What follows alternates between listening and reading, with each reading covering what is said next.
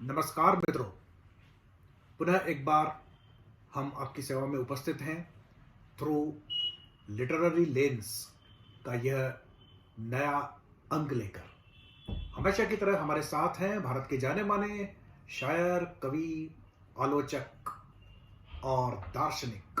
जी हाँ, राजेश आसुदानी रकीब। नमस्कार मित्रों, नमस्कार। तो रकीब नमस्कार साहब, मनोज आपका जी। स्वागत है इस अंक में।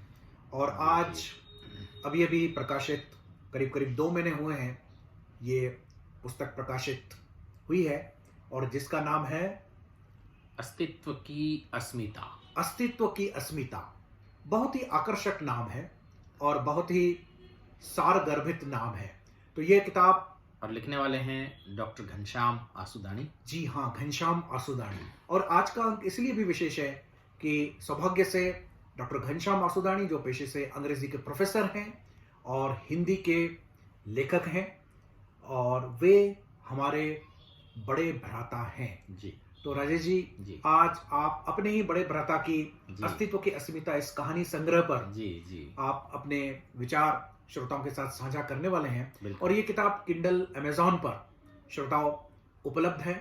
और इस किताब में राजेश जी 18 कहानियों का 18 कहानियों का ये संग्रह है, पहला कहानी संग्रह है। बिल्कुल। इससे पहले घनश्याम जी की आत्मकथा ऑटोबायोग्राफी, सफर की धूप, जी हाँ, 10-12 साल पहले प्रकाशित हो चुकी है। क्योंकि घनश्याम जी साहित्य से वाबस्ता है और भाषा पर उनकी पकड़ बहुत अच्छी है। अंग्रेजी के प्रोफेसर है, किंतु हिंदी भाषा पर भी उनका प्रभुत्व बिल्कुल देखते ही बनता है। तो इस किताब की सबसे जो महत्वपूर्ण एक खूबी है वह यह है कि इसकी भाषा बहुत ही संजी हुई, सटीक भाषा है, सुगम भाषा है और मुहावरेदार भाषा। हिंदी के जो मुहावरे आजकल हमारे बोलचाल से करीब करीब गायब से होते जा रहे हैं और नई पीढ़ियों को तो ये मुहावरे क्या होते हैं शायद इसका पता भी नहीं है। तो इस दृष्टि से यदि देखें तो ये किताब हमारे नौजवान साथी जब पढ़ेंगे तो उनको हिंदी के बहुत सारे मुहावरे देखने को मिलेंगे। तो भाषा की दृष्टि से बहुत ही एक अच्छी बात जो मैं कहता हूँ राजेश जी, वो है। हाँ, और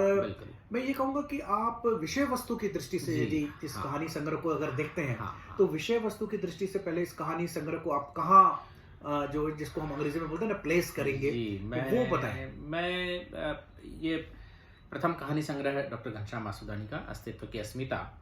और जैसा मनोज जी आपने कहा कि इसकी शैली बड़ी अच्छी, भाषा बड़ी सुगम है, मुहावरेदार है। और विषय वस्तु पर अगर हम बात करें अलग अलग कहानियों पर, तो एक बात हमें बिल्कुल जो नोटिस होगी कहानियां पढ़ते समय, वो ये है कि लगभग समस्त कहानियां, 18 की 18 कहानियां सामाजिक पृष्ठभूमि पर लिखी गई हैं। अच्छा, सामाजिक धरातल पर लिखी गई हैं। सामाजिक सरोकार इनमें प्रखर रूप से सामने आते हैं। यानी लेखक के पास एक जागृत सामाजिक चेतना है और सामाजिक संवेदना भी है। न सिर्फ सामाजिक चेतना और संवेदना है विनोद जी, पर कहीं ना कहीं ये भी उस दर्शाता है लेखक, कहीं ये भी उससे द्योतक है क्या चाहता है लेखक, समाज को किस तरह से गढ़ना चाहता है, परिवर्तित करना चाहता है। जैसे मान लीजिए कहानी है इस बार नहीं जी, या ऐसी 4 लगातार कहानियां आती हैं जिसमें स्त्रियों के लैंगिक शोषण की बात कही गई है। स्कूल में एक्सप्लॉयटेशन का जो इशू है, एक बहुत बड़ा इशू है, बहुत बड़ा। और ये पुरुष लेखक होने के बावजूद उन्होंने ये स्त्रियों की जो उत्पीड़न है इसको बड़ी अच्छे तरीके से यहाँ प्रदर्शित किया है।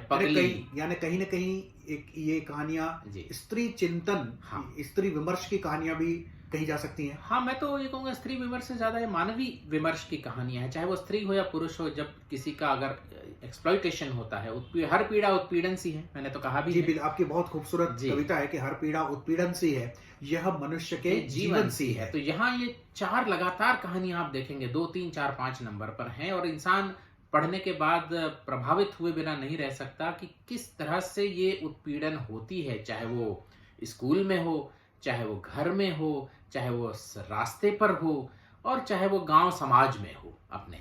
तो ये प्रखर रूप से सामने आई है। इसके अलावा भी जो बाकी कहानियां हैं, चाहे वो विडंबना हो, चाहे वो एक दूसरी एक कहानी है, वो भी इसी तरह की, जहां अपने रिश्तेदार ही किराया न मिलने से या अन्य कारणों से मार देते हैं अपने रिश्तेदारों को और बड़ी गरीबी का वो चित्रण है।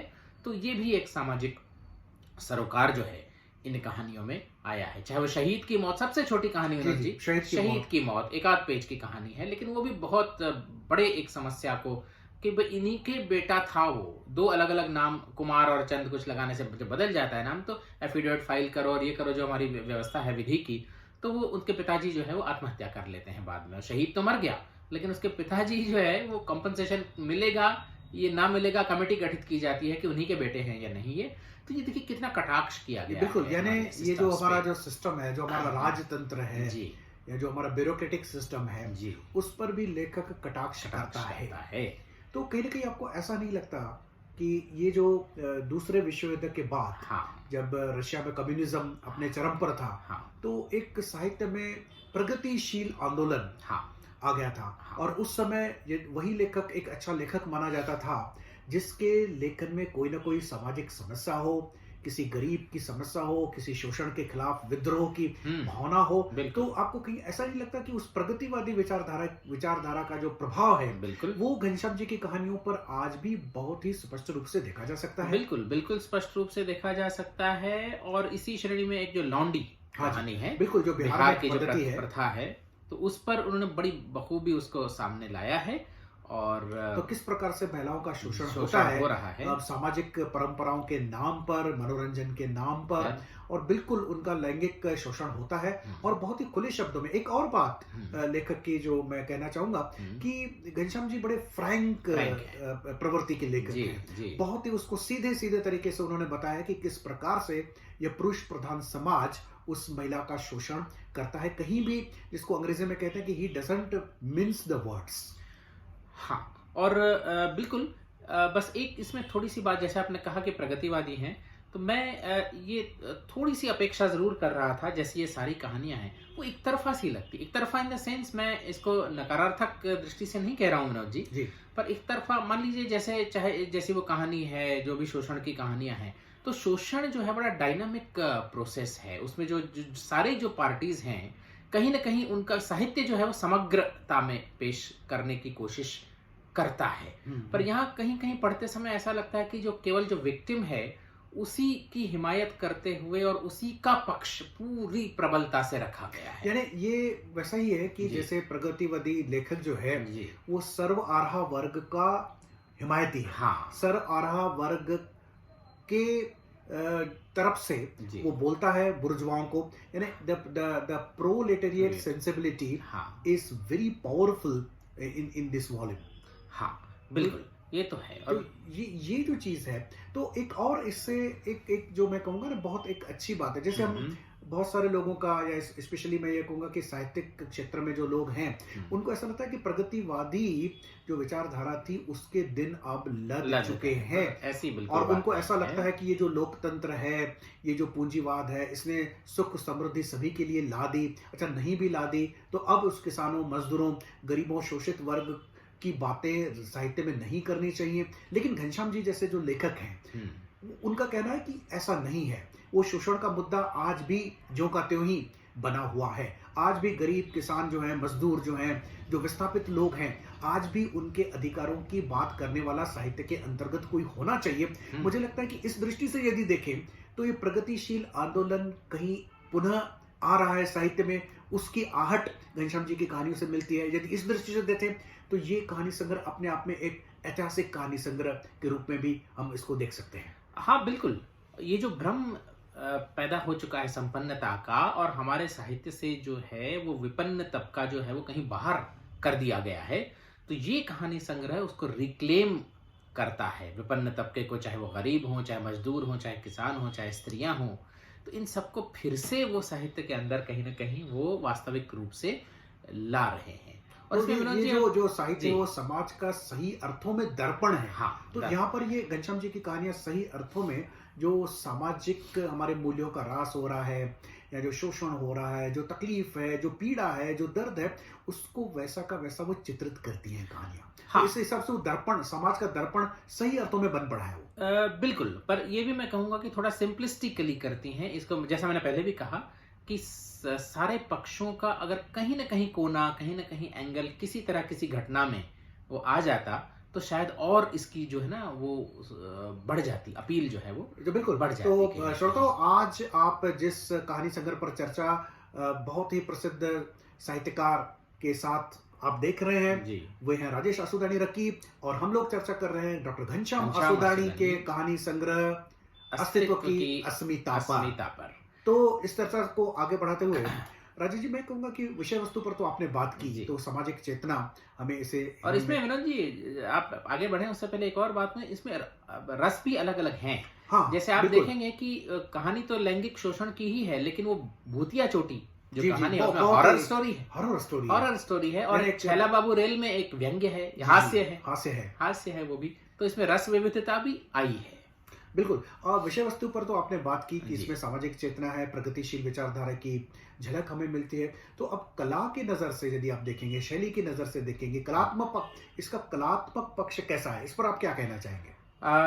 जी, वैसे तो ये कहानियाँ जैसा मैंने कहा कि रुचिकर हैं, पाठक को बांधे रखती हैं, और उसके अलावा ये चूंकि प्रथम कहानी संग्रह है जी।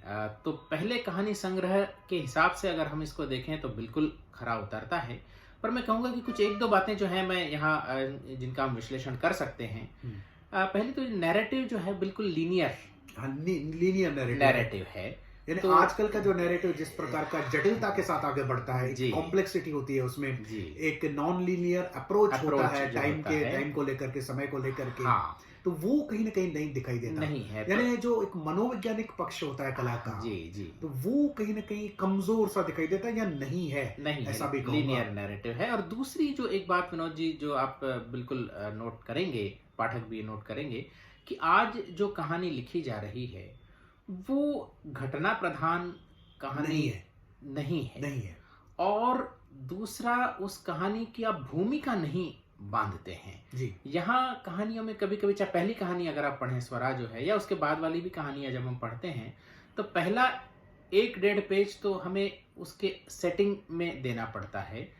तो पाठक की जो रुचि है वो उतनी देर तक आजकल बनी नहीं रहती। और दूसरा, सेटिंग कई बार जरूरी भी नहीं होती। तो कहीं ना कहीं ये वो घटनाएं परंपरागत अपने आप narrative बोल जो रही है। थी, अपने आप घटनाएं जी। वो सेटिंग जो जी, है जी। बयान कर देती यानी हैं। कहीं ना कहीं आप ये कहना चाहते जी। हैं कि ये जो ट्रेडिशनल नैरेटिव था हमारे हाँ, पास, जी। ये जो 19th सेंचुरी के एंड में या 20th हाँ। सेंचुरी के बिगिनिंग में था, हाँ, जब कहानी अब उस कला के मतलब बिंदु पर नहीं पहुंची थी, तब तो इस प्रकार की कहानियां बहुत सीधा साधा नैरेटिव होता था। हाँ जी। तो घनश्याम जी पुनः उसको वापस लाए हैं। बिल्कुल। तो अब ये मैं इस दृष्टि से भी देखता हूँ कि अब बिल्कुल आपने ये सही बात कही। कहानियां पढ़ते हमें ऐसा लगता है कि शायद ये 50 साल पहले जो जी, लेखक बिल्कुल। लिखते थे, तो उस तरह की बिल्कुल आप किसी को न बताएं तो कहेगा कि हाँ भाई 1970 के आसपास शायद छपी होंगी ये तो इससे कहानियां। ये भी सिद्ध होता है कि साहित्य में, कला में कुछ भी पुराना नहीं कुछ होता, भी पुराना कभी भी वो वापस नहीं आ होता। सकता है, और उसका जो रिलेवेंस है, जी, उसकी जो सार्थकता है, वो सार्थकता बनी रहती है। बनी रहती और लेखक की दृष्टि से अगर मैं बोलूं, तो मुझे लगता है कि ये एक हिम्मत का काम है, एक बहादुरी का काम है कि इस प्रकार के नैरेटिव को फिर से कहानियों में Reinstate कर देना। reinstate करना, जी। इसके लिए थोड़ी सी करेज तो चाहिए। लगती ही है। और थोड़ी सी जो छोटी सी बात जी। जो कहीं कहीं जैसे बीच बीच में जब घटना चलती है, तो बीच में लेखक जब लिखता है तो एक आध वाक्य तो ठीक है विनोद जी, लेकिन कई बार ऐसा हुआ है कि 5, 10, 15 वाक्य एक निबंध सा प्रतीत हो जाता है बीच में। ये भी एक पुरानी बात थी जी। कि लेखक जो है वो एक मतलब फ्लो को रोक के घटनाओं कमेंटेटर के और रूप में आता था, जो कमेंट कमेंट्री करता। देता है, और उस कमेंट्री से स्पष्ट भी हो जाता है कि लेखक का मॉरल स्टैंड इस समय कहाँ पर है। जी हाँ, इस बात पर मैं आने जी, वाला था कि जी। ये कहीं ना कहीं जो छुपा हुआ इसमें एक नैतिकता का स्वर है। जी। जैसे एक शंखनाद कहानी मुझे याद आ रही है। तो कहानियां हैं इसमें, एक शंखनाद है, एक अधूरा आसमान तो है। नैतिकता को प्रसारित करना क्या लेखक का ये दायित्व है या नहीं है, इस पर दो बातें हो सकती हैं। किंतु आज जहां साहित्य पहुंचा है, वहां किसी भी तरीके से सीधे या परोक्ष अपरोक्ष रूप से यदि नैतिकता को प्रतिष्ठित करने का प्रयास लेखक करता है, तो शायद वो साहित्य को कहीं स्वीकार नहीं है। साहित्य में विनोद जी आज की जो परंपरा है, या वैसे भी जो एक रही है कि author should leave the situation open ended, या कि भाई अब यहाँ से आगे क्या होगा ये पाठक सोचता रह जाए, न कि ऑथर स्पष्ट रूप से कह दे कि ये तो ऐसा ही होना चाहिए। लेकिन घनश्याम जी ने दोनों पक्ष रखे हैं। जी। अधूरा आसमां हाँ, बिल्कुल इसके विपरीत अधूरा आसमान कहानी है। विपरीत कहानी है और शंखनाद बिल्कुल विपरीत का उसी मुद्दे पर है ये दोनों कहानियां। जी जी कहानियों का मुद्दा वही है कि जो इसमें पति या पत्नी है वो अपने पति या पत्नी से असंतुष्ट इस सेंस में है कि वो चाहता है कि वो जी चाहता है कोई तुम्हारे सिवा भी हो। जी जी तो वो तुम्हारे सिवा भी हो का तो शंखनाद में तो शंख बज के बात खत्म हो जाती है। नहीं, सरिता से कहता है कि नहीं ये तो ठीक नहीं है वो। लेकिन अधूरा आसमान में वो जो लड़की है वो आत्मसात कर लेती है जो पड़ोसी है उसका, और उसका आसमान पूरा हो जाता है। यानी लेखक ये कहना चाहता है कि कहीं कहीं इस प्रकार के व्यवहार जो संबंध हैं हाँ, वो किसी लोगों को स्वीकार हैं, स्वीकार्य है, किसी लोगों को स्वीकार नहीं अस्वीकार्य है। नहीं है। प्रत्येक व्यक्ति की अपनी अपनी अलग अलग मान्यताएं जी, होती है, जी। अपनी नैतिकता के अपने अपने पैमाने होते हैं। हाँ। तो इस दृष्टि से देखें तो लेखक बड़ा सफल बिल्कुल दिखाई देता है हमें। लेकिन ये तो बात कहेंगे आप भी कि प्रथम कहानी संग्रह है, हमें बहुत आशाएं हैं बहुत। इस लेखक से, जी, क्योंकि जी। उसके पास जो है विचार है, विषय वस्तु उनके पास हैं, भाषा पर अधिकार उनके पास है। हाँ, जरूरत है कि कला पक्ष को थोड़ा सा मजबूत करें जी। और मनोवैज्ञानिक दार्शनिक जो साहित्य के पहलू हैं जी। वो इसमें ले ले आए, आए। और जो उनका नरेशन है वो थोड़ा और कम्पैक्ट बन जाए। हाँ। यदि कम्पैक्ट बन जाए तो जी, उसका कुछ कुछ कहानियां थोड़ी लंबी जी चलती हैं, उस लंबी पर प्रतीत कैंची होती चलाने की हैं। आवश्यकता कैंची थी। चलाने की आवश्यकता थी उस पर। तो ये आगामी कहानी संग्रहों में बिल्कुल हमें पूरी उम्मीद है। और बहुत ही एक्टिव कहानीकार हैं और बहुत जल्द इनके यहाँ से हमें दूसरा कहानी संग्रह प्राप्त होने की आशा है। तो जब वो प्रकाशित हो जाएगा दोस्तों तो उस पर भी हम बात करेंगे। तब तक मैं तो और ये कुछ कहूंगा कुछ बातें कि मनोज जी, जैसे जी। बीच बीच में मैंने कहा ना जी। लेखक कहते हैं, तो एक बड़ा वाक्य मुझे बहुत भा गया जो किसी कहानी में लिखा है घनश्याम जी ने, कि हमारी जो बचपन की परिस्थितियां होती हैं आगे चल के हम उन्हीं को सिद्धांत बना लेते हैं। जी बिल्कुल, ये जो देखिए दार्शनिक सिद्धांत की कितनी सिंपल और कितनी जी। गहरी व्याख्या कर तो दी ये है जो उन्होंने। दार्शनिकता से जी। भरपूर जो एक वाक्य उन्होंने कहा है, हाँ, तो इसी से हमारी आशाएं बंधती हैं बिल्कुल। कि लेखक के पास वो दार्शनिक सोच है, वो मनोवैज्ञानिक सोच है, वो साहित्यिक मयार या साहित्यिक स्तर भी है। तो आने वाली कहानियां डेफिनेटली साहित्यिक दृष्टि से बहुत ऊंची कहानियां होंगी। और ये कहानियां मैं तो ये कहूंगा कि जो अब रीडिंग के वर्ल्ड में जो पठन के मतलब पढ़ने के क्षेत्र में आना चाहते हैं उनके लिए शुरुआत करने के लिए बहुत ही खूबसूरत बुक है। बिल्कुल। यदि आप किताब एक बार हाथ में उठाएंगे तो आपके इसके विषय वस्तु बांधे रखेगी।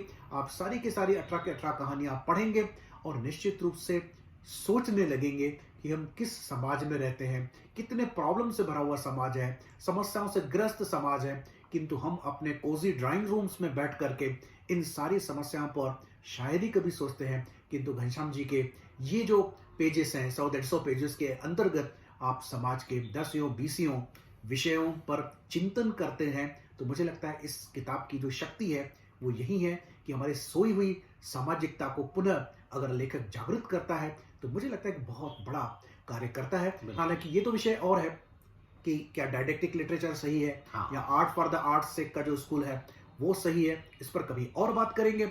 किंतु घनश्याम जी को उनके प्रथम कहानी संग्रह के प्रकाशन मनोज जी का जी। संतुलन संतुलन होना जैसे चाहिए। संतुलन इंगित कर दे, इंगित कर दे। सटली इंडिकेट कर दे अगर ऑथर, डेफिनेटली, तब वहां तक ठीक है। तो बिल्कुल हम उनको बधाइयां देते हैं, शुभकामनाएं देते हैं कि आपकी किताब बहुत सारे लोग पढ़ें। और फिर से मैं बता दूंगा कि किंडल अमेजॉन पर दोस्तों ये किताब बिल्कुल उपलब्ध है। अस्तित्व की अस्मिता आप जरूर पढ़ें और अपने विचारों से हमें भी अवगत कराएं। अपना ख्याल रखें। नमस्कार। नमस्कार।